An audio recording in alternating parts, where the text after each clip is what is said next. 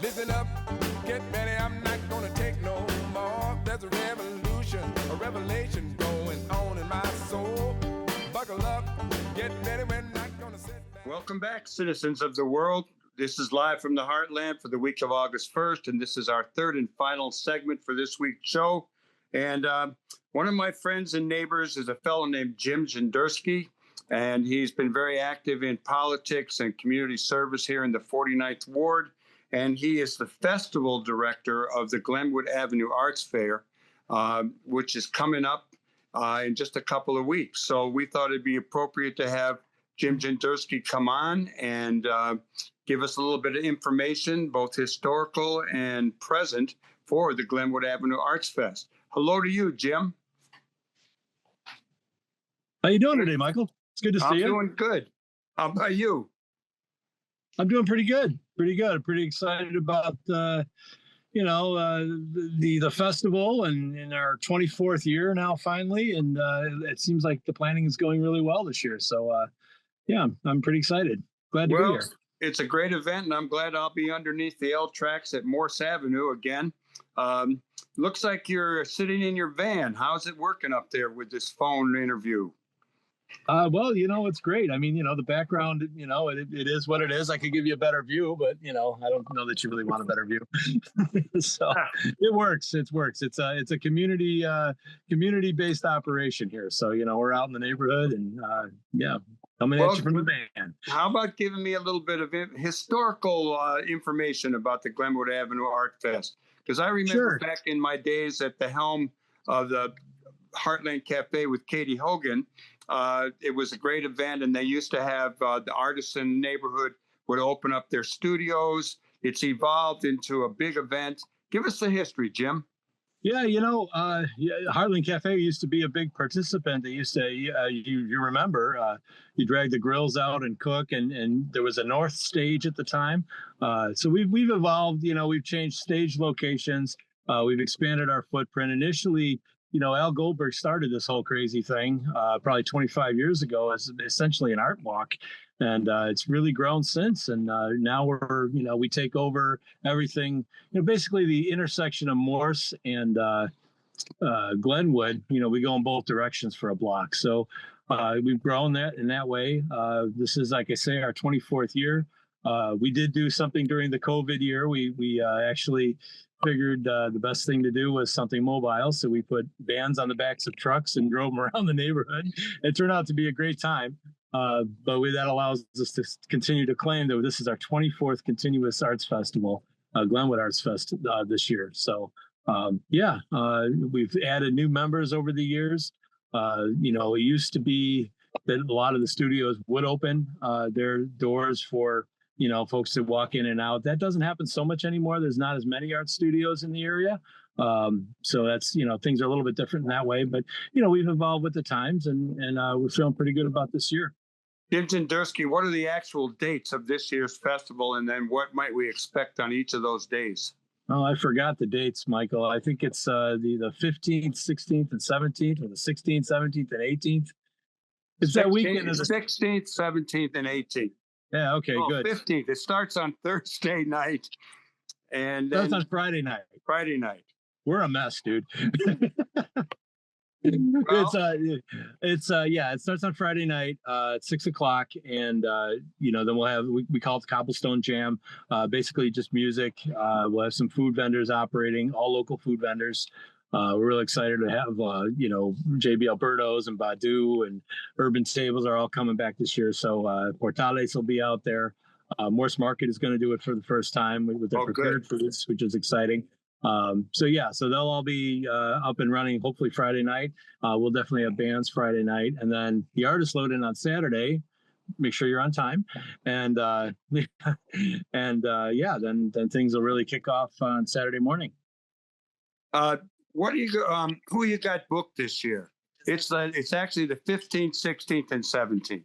Yeah, I don't do the band, so I couldn't tell you, but that'll all be on our website, which is glenwoodav.org. And let me then switch the question. How did you get involved, Jim? I don't really remember. I was a participant one year. I think I was running for alderman that year, and it was such a great, I do remember now. It was such a great experience. After the election ended, I went back to the committee and I was like, can I join you guys? Because this is amazing. And that was 20 years ago, and I never left. Well, you say you were running for alderman. I thought you were running for ward committeeman. No, I think it was alderman. It was like, would have been, I think it was the 06, 07 election. It was a lot. It was 20 years ago. I don't remember anymore. Well, you do a lot of good in the neighborhood. How about telling us a little bit about what your views on Rogers Park are these days? Well, this remains, I think, one of the best, if not the best communities in the city.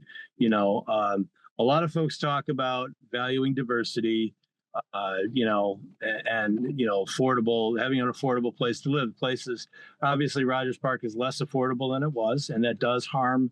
It directly harms the artist community, because this is always where folks, who maybe went to art school and just wanted to do art. This is where folks came to do that. And this festival is a lot of folks was their first festival. It maybe some cases their only festival.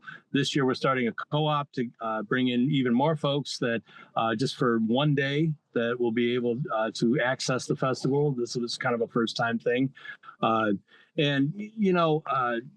the thing about Rogers Park that really sets it apart, I think, is that, we live the diversity here. We don't just say, oh, yeah, we're like a lot of communities, oh, I value that.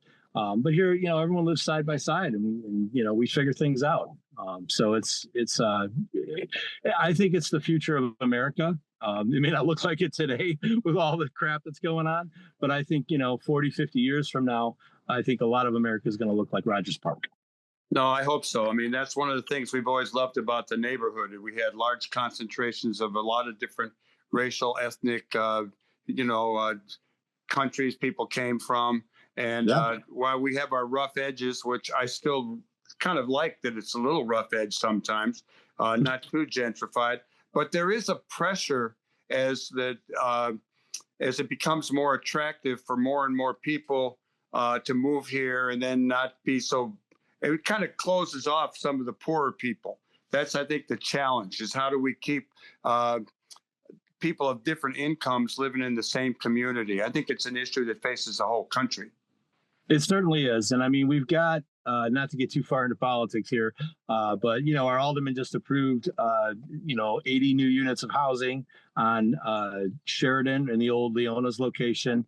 The other big project at the Werner Building is going to kick off, I think, this year now, finally. And that's, I don't remember exactly how many units of housing that is, but this is all like housing that should be, not every unit will be affordable, but for the Howard Street project, every unit will be. It's not subsidized. It's just affordable for working people. And I think the more of that kind of development we do here, the better for the community in the long term.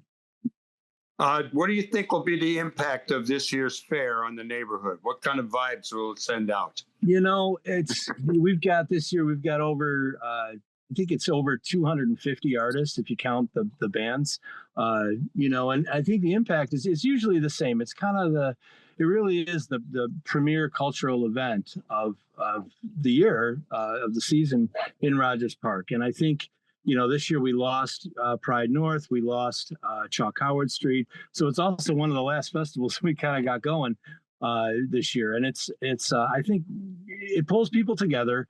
It gives us an opportunity to kind of share what's going on in the community. A lot of folks feel like excited that there's artists in the neighborhood and I live in an artsy community and that's really cool. Well, this is a chance to go out and experience that art and, to hopefully bring some of that art home with you, right? And really kind of engage with the artist community in multiple different ways. Like I say, we've got this co-op this year that's going on. We'll have our Outrageous Open Arts that Diane Barrick is running again with a gentleman named Justin. And, that's demonstration arts. We've got the bands. We've got all kinds of different media of just artists selling their stuff.